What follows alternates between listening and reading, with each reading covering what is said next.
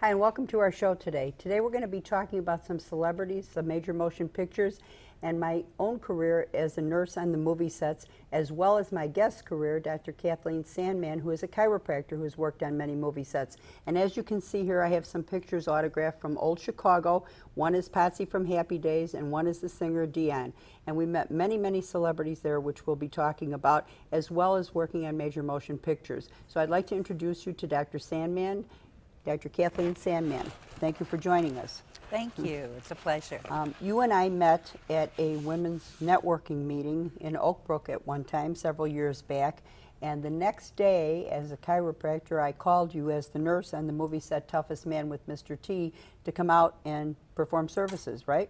And it was unbelievable. You wanted me to go where? The first person I worked with there was Tony Brubaker, a stuntman, and he had gone over a wall, landed flat on his back on a cement floor, and wouldn't move until a chiropractor came.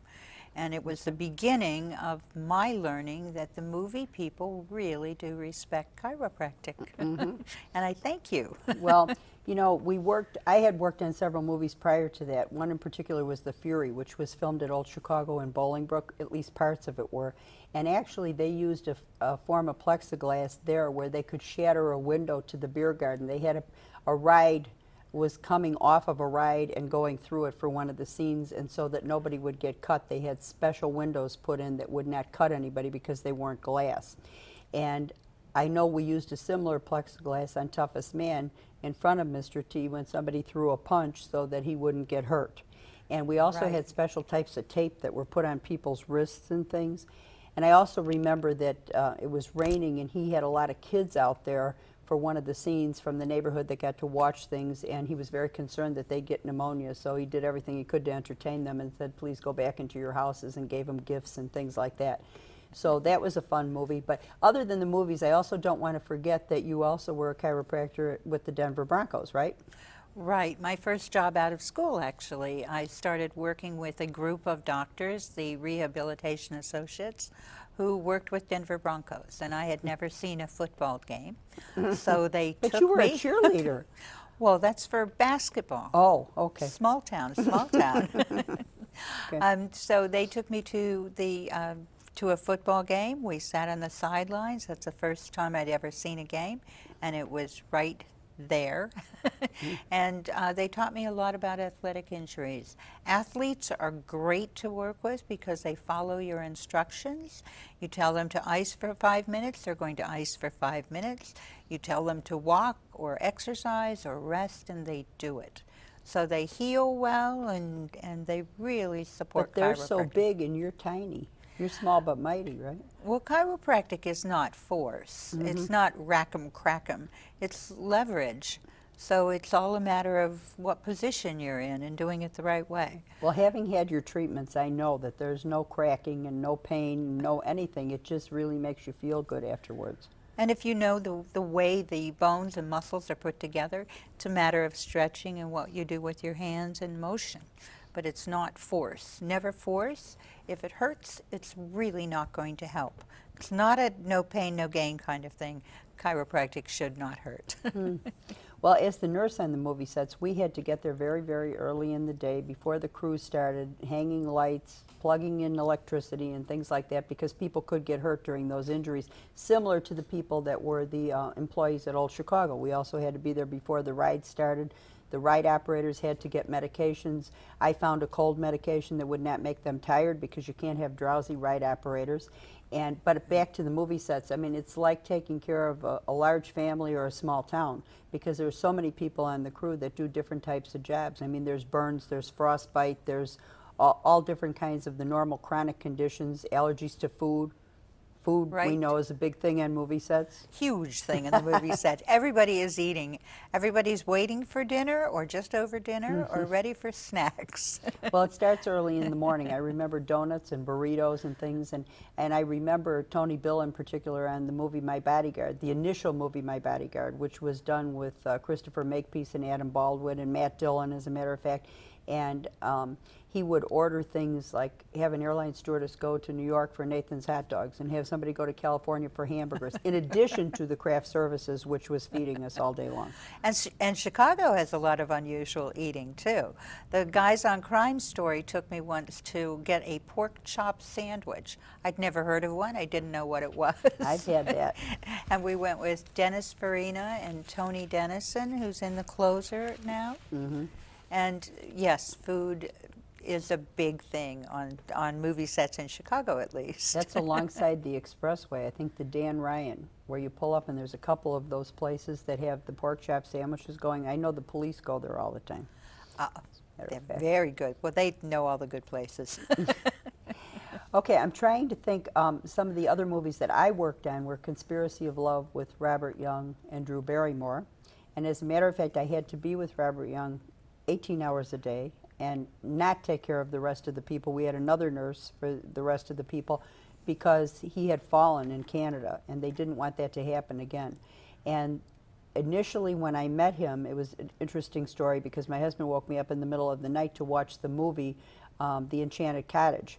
And at 3 o'clock in the morning, I really didn't want to be watching a movie because I had to be up early to go to my office. I had a nursing service with 400 nurses going everywhere on assignments. Anyway, Marcus Welby called me the next day and said, could you come over here and change this bandage at the hotel before we start the movie? And there I was taking care of Marcus Welby. And the first question he asked me, Robert Young, was, have you ever seen The Enchanted Cottage? Because he was one of the stars. I said, in a nick of time. And his wife made me a beautiful card that was, she was a sculptress of The Enchanted Cottage to thank me for taking care of him. But people knew him. You get into an elevator with Robert Young, and the minute he opened his mouth and said one word, everybody's head turned. You know the voice. You know the voice. And he said some of the other movie stars laughed at him because he was on television and that they thought that was a downgrade. But he said absolutely not, that he would do anything that had to do with acting, and it was no downgrade. Another interesting thing is his house was run like Father Knows Best. He said they never had a fight. They never had an argument. So when his daughters went to get married and got into an argument, they immediately got out of the situation because they didn't believe that there should be arguments. You also worked with Robert Wagner, didn't you? I did not work with him, but he was at a television convention that I was at. And I just missed him. My husband and Gil Broderick had done a press conference for Street Savvy Safety Tips, which was a creation of all of ours for anti-crime tips, how to avoid being the target of crime. And they did the television show, which was aired many, many times. And they were doing a press conference. And as I was walking in to watch it, somebody said, oh, you just missed Robert Wagner and Hulk Hogan. And I said, oh, God, Robert Wagner, I really always wanted to see him. Anyway, as I came out of there, Robert Wagner and I literally bumped into one another. And when I turned around, I tried to say, you're my favorite movie star, but what I really said is, you're the love of my life. And your husband was standing Yeah, beside you? and That's he just not threw his good. hands up, because Robert Wagner looked at him and he just threw his hands up. And then Robert Wagner invited us to see him in Love Letters that night. And I couldn't go that night because we had a previous commitment. And I was like standing there going, how could I be saying no to Robert Wagner? You know? He said, well, I can see you can't make it by the look on my face. So you can come anytime in the next 2 weeks. Please call me at my hotel to get the tickets. I said, well, they put me through. He said, yes, they will. I'll give them your name. We went to see it. It was marvelous. We had to leave a minute early just when the play stopped because we had to be somewhere else. And so I called Robert Wagner to thank him, and he returned the call to my voicemail at home and left me a message saying that he hoped that our paths crossed again sometime in life. And as a matter of fact, they did, because my friend's husband owned Jam Productions, and we went to see Love Letters there, and they took us backstage, and there was Robert Wagner. And I said, you said you hope our paths crossed. And you've saved that tape, Yes. I hope. And of course, I called up all my girlfriends to tell them, listen to this tape with him saying, Karen, I hope our paths cross again in life. Anyway, it was very nice of him, and thank you, Robert Wagner. We've been honored to work with the people that we've worked with, I think. Usually when I worked on a movie set, I was only allowed to work with one person, and I was hired by the movie company after you started me on this path. And the movie company wouldn't allow me to work with stuntmen if I was working with a movie star. Oh, so you weren't allowed to. See, we took care of everybody. It was the Yes. stars, the celebrities, and everybody else. Tom Cruise didn't want me to work with anyone else until he decided to share my services with Paul Newman. And Paul Newman was an absolute pleasure to work with. But both of them felt the Chicago cold and got stiff muscles, and you really can't do a scene if your head doesn't turn either way. Well, some of the people that I had that lost their voice in particular were Willie Ames from Eight Is Enough. And I dealt with him, and that was an interesting story because all of the girls were chasing him through the hotel. And I had my white lab coat on, and they were chasing me too. And I mean, I'm not him, so I picked up a chair to hold it in front of me because you get crushed in a crowd like that. Yes, you One of the do. girls sat on the chair that I was holding up. But anyway, he had Sting came. I think it was Sting that came to visit him or something. And it was interesting though to be in that environment because there he was sitting alone in his room and said, "Will you stay and talk to me?" Because of all the people out in the hallway trying to get in, all the girls. It's a very, very Talking to difficult me. life. Well, they're forced into that position, and you really working on a movie set, you see how hard acting is. Not just what they do in front of the camera, but the whole lifestyle that goes with it. It's long hours and many days, you know. Very long Captain hours. Marvel also was at Old Chicago. So was Bobby Rydell and a lot of other people, Gary U.S. Bonds, a lot of singers and stuff. And like I said, I got to meet them for a variety of reasons. And Karen Carlson, who was in Hill Street Blues later, she was a runner-up to Miss America or something at one time. And she actually wanted to be the actress in my book, Nurses on Our Own, because it was optioned for a TV movie, and she wanted to play my part. At the time, they were talking about Susan Day and Linda Pearl playing Joyce in my part. It has not been made yet, but it was optioned for a TV movie and written up in People magazine. The story of our adventures in nursing, business, and along with the private detective agency that my husband Ralph owned. You also introduced me to Gene Hackman and Joan Jett, and Tommy Lee Jones also worked on that film, and they were wonderful to work with. We've had some good times there. Well, you know, the other thing we did through my agency was we did babysitting for Robert Culp. And I forget, he was in something, Greatest American Hero or something like that. Yes, And he also was. we did the TV series Lady Blue, an American Dream TV series. And I know Alice Ferguson, who is was a practical nurse working on the movie sets with Joe Pesci, and she is now our camera person. But I'm trying to think too. You talked about Tom Cruise. I worked on Risky Business. I had several nurses going on the L train, and I actually stayed to talk to them a little too long and ended up on the L train that night too for 17 hours. And Harold Washington had just been made mayor, and we were going through some neighborhoods that apparently thought that they were now serving dinner on the L train because of the fact that we now had all this food set up, and Tom Cruise was doing scenes in between scenes with Rebecca De Mornay that were embarrassing the Teamsters and the policemen, as a matter of fact. But the people were knocking on the windows trying to get in to have dinner on the L train because they thought we were serving everybody now. So that was pretty interesting. Tom Cruise is fun to work with. John Cusack was an excellent person to work with. And he came into my office after he was working on 8 Men Out, and he had sprained an ankle. And what a character. What wonderful people come from Chicago. Well, you know, Martin Mull was very funny in real life, funnier than I've ever seen him on television. And he told a lot of jokes all the time as we sat at the Ambassador while he was waiting for things to do in My Bodyguard. And he was just hysterical. And then I had to give him some kind of medication, and we went to Tony Bill's penthouse suite for me to do it. And just then his wife arrived, and when she came in, she said to him, "What a beautiful first aid station this is." As it Wasn't a would be. first aid station. But one of the things we didn't talk about either was the wrap parties, where Yes. everybody gets together after the family I of people didn't that know are what a working. rap party was. Well, tell everybody what it is. It is a wonderful, wonderful get-together after you've worked together, and this group of people become your family. You spend 3 months, 18 hours a day with a group of people. Nothing else goes on. You don't know what's going on in the outside world. These people are your family. So the wrap party is a lot of tears and laughing and drinking and eating. Eating, Chicago style. They have a lot of fun. You were talking about being with Paul Newman, and I think you mentioned to me before about his eyes. Oh, his eyes. He is the one person that I went when I met him. His eyes really are that blue, and he is so, so nice. And part of my job with him was to stand by him so he could be out on the set and people wouldn't bother him, because he wanted to watch Tom Cruise actually making his own shots and doing all the pool shots.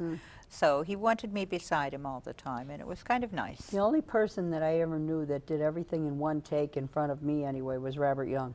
He could do things in one take and then he was done. I don't know if you ever saw anybody do that. Most of them are 10. Actually, Martin Scorsese's film, The Color of Money, I don't think there were a lot of takes. They were really, really professional.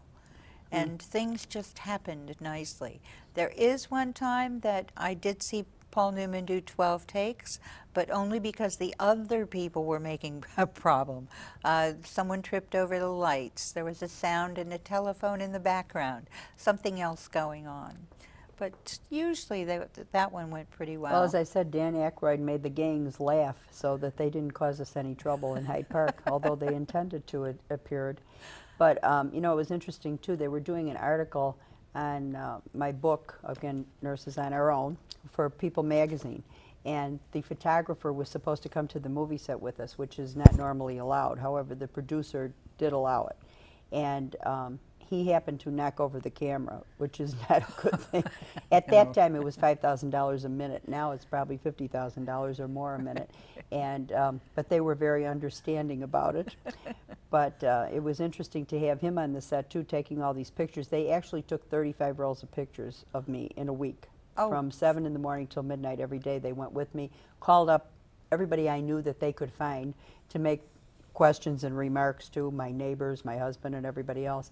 And it was pretty interesting because the week before the article came out in People magazine, they called me up and said, "We'd like more pictures of you." I said, "If you don't have enough..." That was a great article, though. Yeah. They did a good job with that. Well, the lady who did it, the interviewer, the reporter, actually was like a Mrs. Columbo. I mean, she was running around with notes in a raincoat everywhere, talking to us. They filmed Joy and I, or took pictures of Joy and I in a patient's house on the movie set at the American Dream TV series, and with Dr. John Pensiglione, who was a gastroenterologist who I went to school with. And so it was very interesting to have that done. And the cover of our book, the initial hardcover by St. Martin's Press, was a picture actually taken by my husband. They had several to choose from, and they chose a picture that he took rather than a professional photographer's picture. And then they kind of set it to motion. And so that was the cover of the hardcover.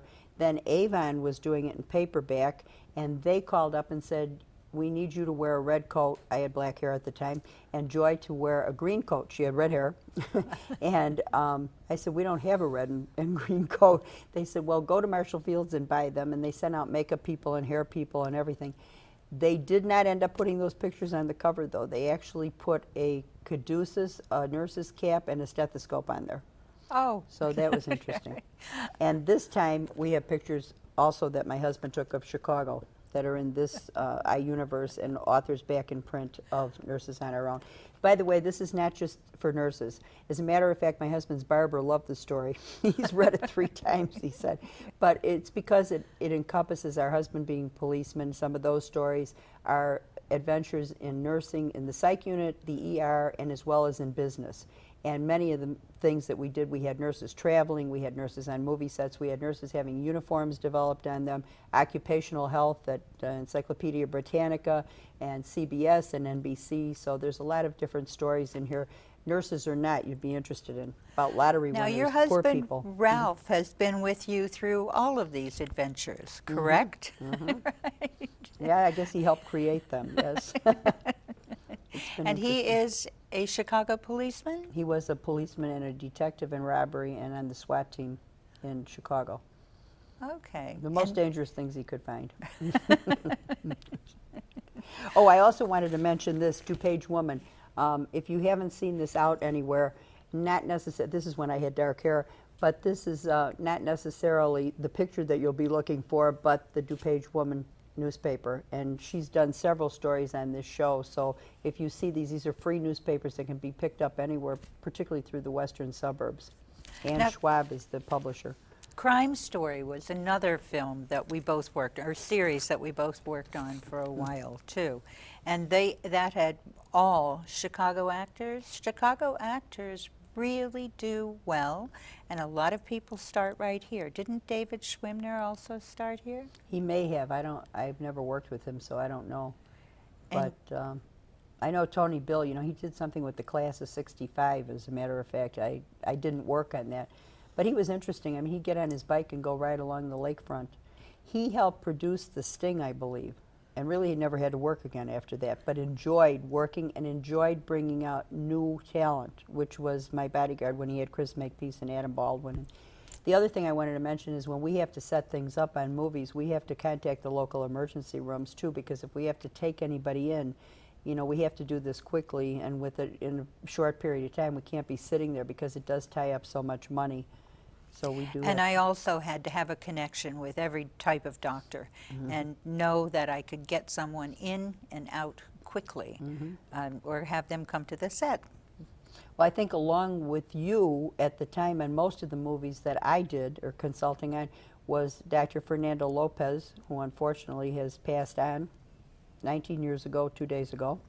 And I'm sure everybody who knew him loved him, Dr. Fernando Lopez. He was quite a character. As a matter of fact, the man who wrote the script on my book was Robert Thompson, who wrote They Shoot Horses, Don't They? And he took us around, and he told Fernando Lopez he could play his own part in the book because he was such a great personality and actor. And the other person, I'm trying to think that Dr. John Ponsiglione was a gastroenterologist. He used to come on the sets as well. You really organized what happened in Chicago with the movie industry. And I know a lot of movie people said that they came back here because it was such an easy city to work in and they had such good health care. Whether they needed it or not, because sometimes... I know one time I had just gone to our house in Lake Geneva, just got there, and John Zane called me. I don't know if you remember him, production. And he said, "You've got to come back," and I had to go right back in an hour and a half to go on a movie set. Sometimes we had very short notice on some of those things. Well, and Chicago is very much a family for the people who are working on the films, too. If a movie's coming into town and the cameraman knows about it, everybody knows about it. We would all call each other and kind of network as to what's coming and who's working on what film. Well, what did you do, like when they have second location sets and that I could have extra nurses? And I also had nurses working different shifts at different times because you don't want a tired nurse if you're injured. And normally they don't do that, but they could. Did they do that with you too, or were you the only one? I was the only one after they decided I was only working with movie stars. And that just happened one day. I was working with stuntmen and some movie star, and I won't mention that name, decided that I should only work with stars. So after that time, I was only hired by the companies to work with that one person and not allowed to treat other people. So everybody else was jealous then, right? Well, you can always call friends. I have a lot of chiropractors who are friends, so I could always call a group to come. And there was quite a few times that we had other people on the set. I think I failed to mention that the person who introduced Dr. Kathleen Sandman and I is Jackie Blickel. Yes. She initially introduced us, so if she's watching, she can hear this. But I'm sure there are some things that I haven't asked you that you'd like to talk about movies or the Denver Broncos or whatever. Oh, I've enjoyed what I've done with chiropractic. Working with the Denver Broncos, I learned more about that athletic injuries. The doctors in my offices decided I was in charge of knees at the beginning. I guess because they didn't want to do that, and I was the new guy. But I really learned a lot about knees. Thank God for that, for my knees. And lateral injuries and ligaments and just manipulation and how much you can do with your hands to make a difference. And you really can, with a knee problem, make a difference with what you have in your hands. Well, tell us some tips about chiropractic, and I know you're big on posture and walking and things like that because some people are walking like Chester and sometimes we're wobbling after we've had traumatic injuries. And tell us about that and what you think women should do to straighten that out in particular. It's so important to make a difference when you notice you're walking off balance, if you're limping, if you're wobbling, if you're bending down. The body functions biomechanically like it has to be smooth, or it's like a wrench in the gearbox, actually. Things will begin to wear down when they're off balance. So it's very important to walk without that wobble. And part of how you do that is just be very aware of it yourself. If you notice you're limping, slow down, look where you're going, make your body move smoothly, and it won't wear out as quickly. And it really is important. I watch people walk a lot, and you can see one hip is locked in a position that shouldn't be, or the size of the shoes people have on make a big difference. I'm a proponent of heels. I think women should have at least an inch of heel, 2 inches, depends on what you're comfortable with. But wearing heels makes you tip your pelvis in and stand up taller, and you'll walk better that way too. So it's important to notice that your body will be wearing out quickly if it's off balance, if you lose your biomechanical advantage. You know, I went to a recent seminar for continuing education, and Dr. Mercurian did with the Chicago Pain Clinic and Windy City Anesthesia, and actually they were talking about something that's a new implant that can be put into a knee, and they've even had some success with cartilage growing around it, which, you know, in the past it really has not been easy to regrow cartilage. That was one thing that they were having great trouble doing. So hopefully in the future we'll be doing a show on that too.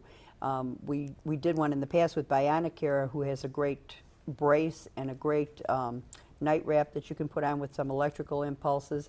And so we're trying to look for non-invasive solutions to all of these things, and chiropractic definitely has helped me tremendously. Thank you for being here. Thank you. Like, and knees especially, it's so important not to just take a pill to cover up a problem, because that pill is not going to heal something that's not working right. Find out what's wrong with it first before you cover up the pain. Well, and as I may have mentioned before, you know, I had an injury several different times, traumatic injuries. One time I was in my office late alone at night, picked up a huge box of Xerox paper and really hurt my back, and went to your office rather than going to an orthopedic doctor because I knew I'd get pain medication. I wanted the problem to be solved, the spasming, and you did take care of that, and then I was okay. Dr. Tony Kufis is another one. He's a naturopath and reflexologist and iridologist. He's been on our show many times. And when you were traveling in Europe, I depended on him to stop spasming or pain. And several different people that I have dealt with have gone to him also. And he has an office in Bloomingdale, and he also works with Dr. Diane Meyer, who's a holistic dentist. And I call her the pain-free dentist, and you're the pain-free chiropractor. He's the pain-free naturopath. So, okay, so I also wanted to mention this because Halloween is coming up, even if you see this after Halloween. This is the Sassy Secret Garter that Jean Barker and I developed, and it has actually a money pouch attached to it so that you can wear it dancing, going out to eat or whatever, put your ID, cash, cards, whatever in it. She even flies with it with some diabetic things so that she will have it either on her arm or on her leg if she needs some things. So if you're interested in that, you can always email me. The credits at the end of the show will tell you how to contact me. You can either call 815-773-4497. I know I said that fast, but you'll see it at the end of the show. Or you can email me at asktvnurse@yahoo.com. And you can also go to our website at americantvproductions.com, and it'll link you to America Nurse, and you can get information on many of the things that we have, including some affordably priced hearing aids that you can really utilize and work very well. So I want to thank you, Dr. Kathleen Sandman is a chiropractor, and I want to thank you for joining us, and thank you for joining us, and we'll see you next time. Hope you have happy holidays whenever you're seeing this. I'm Karen Gibson. Thank you.